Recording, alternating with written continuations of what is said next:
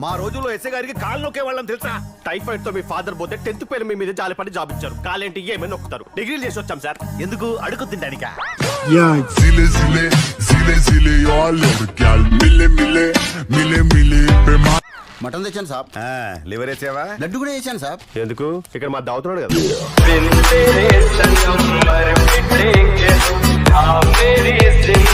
Market లో అందరికి చెప్పు, నేనేదో ముచ్చిన ఎలా సంచి పట్టుకుని ప్రతి షాప్ కి తిరగడాలు ఉండవు. జీప్ తీసుకొచ్చి సెంటర్ లో పెడతాను. 10 నిమిషాలు అందరూ తీసుకొచ్చి అందులో పెట్టేయాలి. అర్థమైందా? అర్థమైంది సాబ్. ఏమర్థమైంది? ముష్టి మీరు అడగరు, మేము వెయ్యాలి.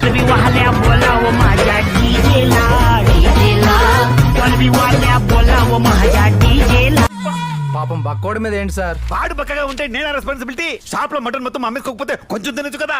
ఆ ఛాన్స్ మీరు ఇస్తే కదా.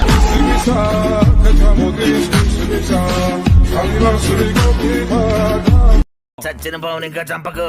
చొక్కలు కనబడ్డాయా? మధ్యలో కన్నీటి చుక్కలు అడ్డుపడి మసగ మసగగా కనిపించినాయి.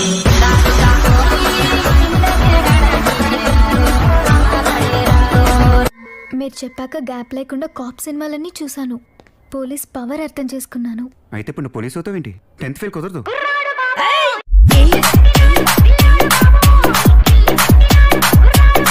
మరి ఓకే, దెబ్బకి దెబ్బ తీసావు. I appreciate you. కానీ ఈ విషయం దామన్నకి ఎలా చెప్పాలి? ఫోన్లో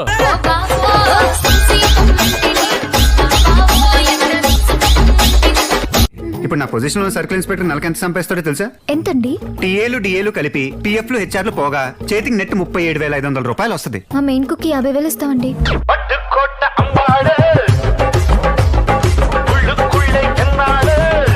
ఇప్పుడు రిఫైండ్ ఆయిల్ ఉందా? సన్ఫ్లవరే కదా. ఫ్లవర్ పేరులోను జనాల చెవుల్లోనూ ఉంటది. మరి ఆయిల్ ఏ ఉంటది? ఆవదు.